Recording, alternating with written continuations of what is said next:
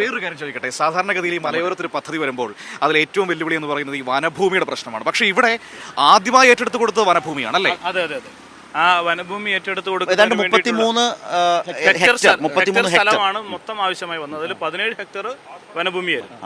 ആ വനഭൂമി ഏറ്റെടുത്ത് കൊടുക്കുന്നതിന് വേണ്ടിയിട്ടുള്ള നടപടിക്രമങ്ങൾ വേഗത്തിലാക്കാൻ ബഹുമാനപ്പെട്ട മുഖ്യമന്ത്രി തന്നെയാണ് നേരിട്ട് ഇടപെട്ടത്. ഓക്കെ, അദ്ദേഹം നേരിട്ട് ഇടപെട്ട് ആ വനഭൂമി ഏറ്റെടുത്ത് കൊടുത്ത് പകരം ഭൂമി കൊടുത്ത് ഫോറസ്റ്റിന്റെ ക്ലിയറൻസ് ആണ് നമുക്ക് ഏറ്റവും ആദ്യം ലഭ്യമായി. അതുപോലെ തന്നെ ഈ സ്ഥലം വിട്ടുകൊടുത്തവർക്ക് കിട്ടിയ നഷ്ടപരിഹാരം എന്നൊക്കെ പറയുന്നത് അതൊരു വലിയ സംഖ്യയായിരുന്നു. അത് സംഖ്യ വെളിപ്പെടുത്തണ്ട. അല്ല, ഇത് ഞങ്ങളുടെ നാട്ടിൽ കൂടെയാണ് ദേശീയപാതയുടെ വികസനം നടക്കുന്നത്. അതുകൊണ്ട് അറിയാം, കേരളത്തിന് ഇന്ന് വിശ്വാസമാണ്. ആളുകൾക്ക് ഒരു നാടിന്റെ ഒരു പ്രോജക്റ്റിന് വേണ്ടിയിട്ട് ഭൂമി കൊടുത്താൽ ഈ സർക്കാരിന്റെ കാലത്ത് ആണ് കൊടുക്കുന്നത് എങ്കിൽ അതിന് അതിൻ്റെതായ മൂല്യമുണ്ട് എന്ന മികച്ച മൂല്യമുണ്ട് എന്നൊരു അനുഭവത്തിലാണ് കേരളം. പഴയ പോലെയല്ല, റോഡ് ഞങ്ങളെ പറമ്പിലൂടെ വരട്ടെ. അല്ല, ഒരു തുരങ്കം നമ്മുടെ എവിടെയും പറയാൻ പറ്റുന്ന ആള് പറയുന്നത് തുരങ്കം എന്റെ പറമ്പിലൂടെ കൊണ്ടുവരാണെങ്കിൽ ഞാൻ കൊടുക്കാൻ തയ്യാറാണെന്നാണ്. നമ്മുടെ ഈ സ്ഥലമേറ്റെടുപ്പിന്റെ കാര്യത്തിൽ നമ്മൾ പ്രത്യേകമായിട്ട് വീണ്ടും CM-ലേക്ക് പോകേണ്ടതുണ്ട്. കാരണം വെച്ചാൽ സാധാരണഗതിയിൽ സ്ഥലം ഏറ്റെടുപ്പ് ഒരു സങ്കീർണമായ പ്രശ്നമാണ്. അതിൻ്റെ ഓരോ നോട്ടിഫിക്കേഷൻ ഇറങ്ങലും അത് ഏറ്റെടുക്കലും അതിൻ്റെ ഹിയറിംഗ് എല്ലാം. തുരങ്കപാതയുടെ സ്ഥലമേറ്റെടുപ്പുമായി ബന്ധപ്പെട്ട് ഒരു പ്രശ്നവും ഉണ്ടായില്ല. സമയബന്ധിതമായി സ്ഥലമേറ്റെടുപ്പ് പൂർത്തീകരിച്ച് നഷ്ടപരിഹാരവും കൈമാറി. ഒരാശങ്കയും മുമ്പ് പറഞ്ഞ ഗെയിൽ സമരം നടന്ന നാടാണ്. ഏറ്റവും അപകടകരമായ സമരത്തിന്റെ മുനയിൽ നിന്ന ഒരു നാടിനെ വളരെ സമാധാനപരമായി അവർക്കും കൂടി ബോധ്യപ്പെടുന്ന നിലയിലേക്ക് വളരെ ഗംഭീരമായ ഒരു മാറ്റമാണ്, കേരളത്തിന്റെ മാറ്റമാണത്. അത് കേരളം ഈ നാടിന് മുമ്പിൽ ഏറ്റവും അഭിമാനകരമായി നിൽക്കുന്ന പറഞ്ഞു വന്നത് പൂർത്തിയാക്കിക്കോളൂ. അതെ അതെ അതെ. അപ്പോൾ കേട്ടു നിൽക്കാൻ ക്ഷമയില്ലാത്തോണ്ട് പറഞ്ഞത്. ഞാൻ പറഞ്ഞ പോലെ CM ഈ പറയുന്നത് പോലെ ഈ സ്ഥലം ഏറ്റെടുക്കലിന് വേണ്ടിയിട്ട് അദ്ദേഹം നടത്തിയൊരു ഇടപെടലുണ്ട്. CM ഈ പ്രൊജക്ട് CM നേരിട്ട് റിവ്യൂ ചെയ്യുന്ന 30 പ്രൊജക്റ്റുകളുണ്ടല്ലോ, നമ്മുടെ വിഴിഞ്ഞവും അതുപോലെ തന്നെ ഗെയിൽ, ദേശീയപാത, അതിൽ ഈ പദ്ധതി ഉൾപ്പെടുത്തിയിരുന്നു. അപ്പോൾ ഓരോ മാസവും റിവ്യൂ നടത്തി അതിൽ ഈ സ്ഥലമെടുപ്പ് ഏറ്റവും അവസാനം വരെ അദ്ദേഹം റിവ്യൂ നടത്തിയിട്ടുണ്ട്. ഈ സ്ഥലമെടുപ്പിന്റെ കാര്യത്തിൽ ഒരു തടസ്സം ഉണ്ടാകാതിരിക്കാൻ പ്രത്യേക നിർദ്ദേശം കൊടുത്ത് കോഴിക്കോട് ജില്ലാ കളക്ടറെ പ്രത്യേകം ചുമതലപ്പെടുത്തി. വയനാട് ജില്ലാ കളക്ടർ 2 സ്ഥലത്തുണ്ടല്ലോ, കോഴിക്കോട് ജില്ലയിൽ മാത്രമല്ല വയനാട് ജില്ലയിലും വേണം.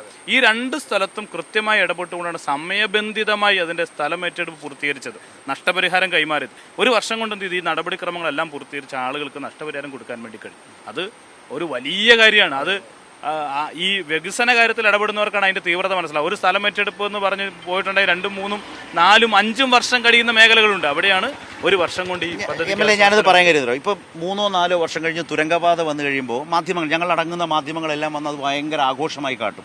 പക്ഷേ ഇതിന് പിന്നിലത്തെ വലിയ അധ്വാനം, ഭൂമി ഏറ്റെടുക്കുന്നതിലൊക്കെ കാട്ടുന്ന മാതൃകാപരമായ ഈ രീതികൾ, അത് ഈ ഘട്ടത്തിൽ ജനങ്ങളോട് പറയേണ്ടതാണ്. അത് ജനങ്ങളിൽ കൊടുക്കുന്ന ഒരു ആത്മവിശ്വാസമുണ്ട്. സർക്കാരുകളുടെ ഉത്തരവാദിത്വം വർദ്ധിക്കും. മറ്റൊരു പ്രധാനപ്പെട്ട കാര്യം, അഴിമതിരഹിതമായി വളരെ പൊളിറ്റിക്കലായി എങ്ങനെ ഇത്തരം കാര്യങ്ങൾ ഏറ്റെടുക്കാം, അതിലൊക്കെ ജനങ്ങൾക്ക് വലിയ വിശ്വാസം വരികയാണ്. അത് പറയേണ്ടത് ഈ ഘട്ടത്തിലാണ്. പക്ഷേ ഈ ഘട്ടത്തിൽ അത് പറയാൻ മാധ്യമങ്ങൾ താല്പര്യം കാട്ടാതിരിക്കുക, അല്ലെങ്കിൽ അത് ശ്രദ്ധിക്കാതിരിക്കുക, അത് ഞങ്ങളുടെ കൂട്ടരുടെ ഒരു ജാഗ്രതയില്ലായ്മയുടെ പ്രശ്നമാണ് കേട്ടോ. അത് ബോധപൂർവ്വമാണെന്നൊന്നും ഞാൻ പറയുന്നില്ല, അങ്ങനെ കരുതുന്ന വിമർശിക്കുന്ന ഒരുപാട് പേരുണ്ട്. പക്ഷെ പറയേണ്ടത് ഈ സമയത്തല്ലേ? തീർച്ചയായിട്ടും. കാരണം വെച്ചാൽ ഈ ഗവൺമെന്റ് വന്ന് 10ാം വർഷത്തിലേക്ക് അടക്കം ഇതുവരെയായും ഒരു പദ്ധതിക്കെതിരെയും അഴിമതി ആരോപണം ഉയർത്തിക്കൊണ്ടുവരാൻ കഴിഞ്ഞിട്ടില്ല എന്നതാണ് ഈ ഗവൺമെന്റിന്റെ ഏറ്റവും വലിയ പ്രത്യേകത. അത് മാത്രമല്ല, ഈ ആനക്കാമ്പൽ കള്ളാടി മേപ്പാടി തുരങ്കപാതയിലേക്ക് കടന്നു വന്നാൽ ഈ ഒരു നിർമ്മാണ രീതി ആർക്കും പരിചിതമായ നിർമ്മാണ രീതിയല്ല. കേരളത്തിലെ കുതിരാനാണുള്ളത്. അതിന്റെ നടപടിക്രമങ്ങൾ എങ്ങനെയായിരുന്നു നമുക്കറിയാം. കുതിരാൻ ഒന്നുമില്ല മനസ്സിൽ പറയുന്നത്. കുതിരാനൊക്കെ എന്തിരിക്കുന്നു, കാണാൻ പോവല്ലേ എന്നല്ലേ. അപ്പോ ഈ കൊങ്കൺ റെയിൽ കോർപ്പറേഷനെ ഏൽപ്പിക്കുന്നു. അതുപോലെ തന്നെ അതിന്റെ ടെൻഡർ നടപടി ആഗോള ടെൻഡറായിരുന്നു. ഇതെല്ലാം എത്ര സുതാര്യമായിട്ടാണ്. എവിടെയെങ്കിലും ഒരു എന്തെങ്കിലും ഒരു കളങ്കം പറയാനില്ലാത്ത. അതൊരിക്കലുമില്ല. അതുകൊണ്ടാണല്ലോ അത് മാധ്യമങ്ങളിൽ വാർത്തയാകാതിരുന്നത്. എന്തെങ്കിലും ഒരു പ്രശ്നം ഉണ്ടെങ്കിൽ. ഞാൻ ഈ കഴിഞ്ഞ ദിവസം പ്രതിപക്ഷ നേതാവ് മറ്റേ AI ക്യാമറ ഹൈക്കോടതിയിൽ കൊടുത്ത കേസിന്റെ ജഡ്ജ്മെന്റ് വരിക, അത് വായിക്കുകയും ചെയ്തിരുന്നു. അതിൽ വളരെ കൃത്യമായി അതിന്റെ ജഡ്ജ്മെന്റിൽ 44 പേജുണ്ട്. അതിന്റെ അവസാന പാരഗ്രാഫിൽ കോടതി എഴുതി വെച്ചിരിക്കുന്നത് ഇതിൻ്റെ കോൺട്രാക്ട് സ്ട്രക്ചറുകളും നടപടികളും എല്ലാം പ്രോപ്പറാണ്. അതുകൊണ്ട് തന്നെ പ്രതിപക്ഷ നേതാവ് പറഞ്ഞല്ലോ, കോടതിയുടെ നിരീക്ഷണത്തിൽ ഒരു ആവശ്യവും ഇതിനകത്തില്ല. മാത്രമല്ല, ഇതിന് പറയാവുന്ന ഏതെങ്കിലും ഒരു തെളിവും നിങ്ങളുടെ ആക്ഷേപങ്ങൾക്കൊന്നുമില്ല എന്ന് പറഞ്ഞുകൊണ്ട് വളരെ സ്പെസിഫിക്കായി പറഞ്ഞിരിക്കുകയാണ് ആ ജഡ്ജ്മെൻറ്റ്. അതെന്ന് പറയുന്ന ഒരു സ്റ്റേറ്റിനെ സംബന്ധിച്ച് ഞാനത് കാണുന്നത് അങ്ങനെ, ഒരു സ്റ്റേറ്റ് ഇക്കാര്യങ്ങളിൽ നമ്മുടെ രാജ്യത്ത് എത്രമാത്രം ഉയരത്തിൽ നിൽക്കുന്നു എന്നുള്ളതാണ്. അത് വളരെ പ്രധാനം. ഒറ്റ കാര്യം കൂടി, എനിക്ക് ഇടവേളയിലേക്ക് ഞങ്ങൾക്ക് പോകേണ്ടതുണ്ട്. അത് വേറെ അവിടോട്ട് പോകണം. അതായത് നമ്മൾ തിരുവമ്പാടിയുടെ ചങ്കിലേക്ക് പോകേണ്ടത്. അപ്പോൾ ഒരു കാര്യം കൂടി, ഈ തുരങ്കപാത അതിനകത്തു കൂടിയുള്ള ഒരു യാത്രയുടെ ഒരു ഫീൽ എങ്ങനെയായിരിക്കും? ഇപ്പോൾ MLA എന്ന നിലയിൽ ഇത്തരം ഒരുപാട് ചർച്ചകൾക്കും അതിൻ്റെ ഡിസൈൻ, അതിനകത്തെ സൗകര്യങ്ങൾ, അത് വേൾഡ് ക്ലാസ് ലേറ്റസ്റ്റ് പാറ്റേൺസ് എല്ലാം ഉണ്ടെന്നാണ് മനസ്സിലാക്കുന്നത്. അത് വളരെ ക്വിക്കായി എങ്ങനെ ഷെയർ ചെയ്യും പ്രേക്ഷകരോട്? എക്സൈറ്റഡ് ആയിട്ട് ആളുകൾ ഇരിക്കുകയാണല്ലോ. അത് ഇപ്പം നമുക്ക് മനസ്സിലാവുന്നത് ബഹുമാനപ്പെട്ട CM ഇതിനിടയിൽ നോർവേ സന്ദർശിച്ചു. ചില ആളുകൾ ഈ വിദേശ രാജ്യങ്ങളിലേക്ക് മന്ത്രിമാർ പോകുമ്പോൾ അത് പോയിട്ട് എന്തിനാണ് നിങ്ങൾ അടിച്ചു വിളിക്കാൻ പോവാണ് എന്ന് പറയുന്ന ആളുകൾക്കുള്ള ഏറ്റവും പ്രധാനപ്പെട്ട മറുപടിയാണ് തുരങ്കപാത. അദ്ദേഹം നോർവേ സന്ദർശിച്ചപ്പോൾ നോർവേയിൽ നിന്നുള്ള ഈ ലോകത്തിൽ ഏറ്റവും കൂടുതൽ ദൈർഘ്യമുള്ള ടണൽ നിർമ്മിക്കുന്ന, ഏറ്റവും ആധുനികമായ നിലയിൽ ടണൽ നിർമ്മിക്കുന്ന ഒരു രാജ്യം നോർവേയാണ്. ഏറ്റവും ദൈർഘ്യമേറിയ തുരങ്കങ്ങളുള്ളതും അവിടെയാണ്. അപ്പോൾ അവിടെ വന്നിട്ട് അവിടെയുള്ള ഇതിൻ്റെ ഹെഡുമായി ബന്ധപ്പെട്ട് അവിടുത്തെ യൂണിവേഴ്സിറ്റി ഹെഡുമായി അദ്ദേഹം സംസാരിക്കുന്നു. അദ്ദേഹം ഇവിടെ വരുന്നു. അദ്ദേഹം അതെ, CM അവിടെ പോയി എനിക്ക് തോന്നുന്നു 20 ദിവസം കഴിഞ്ഞതിന് ശേഷമാണ് നോർവേ എന്നുള്ള സംഘം ഇവിടെ എത്തുന്നത്.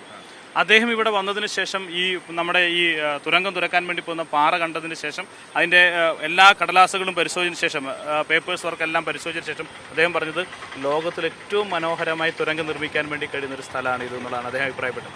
അതിന് കൂട്ടത്തിൽ അദ്ദേഹം പറഞ്ഞു ഇതിൻ്റെ എല്ലാവിധ ടെക്നിക്കൽ സപ്പോർട്ടും നോർവേ രാജ്യം നമുക്ക് നൽകുകയാണ്.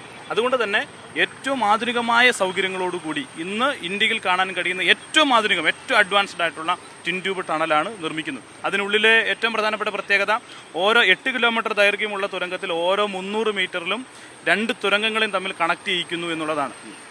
മറ്റ് ഹെവി വാഹനങ്ങളൊക്കെ വന്നാൽ സ്വാഭാവികമായിട്ടും തുരങ്കത്തിനുള്ളിൽ എന്തെങ്കിലും ബ്രേക്ക് ഡൗൺ ഒക്കെ വന്നാൽ ട്രാഫിക് ബ്ലോക്ക് ഉണ്ടാകാനുള്ള സാധ്യതയുണ്ട്.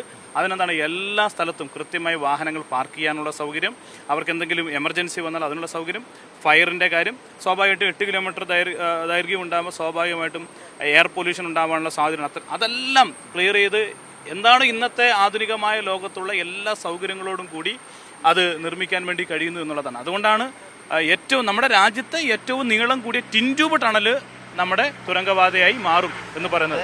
അതായത് ആ ഡിസൈൻ വളരെ സിമ്പിളായി പറഞ്ഞാൽ ഈ നാട്ടിലത്തെ ഗതാഗത കുരുക്ക്, ഈ ട്രാഫിക് ബ്ലോക്ക് ഒഴിവാക്കാനാണ് ഇത് പണിയുന്നത്.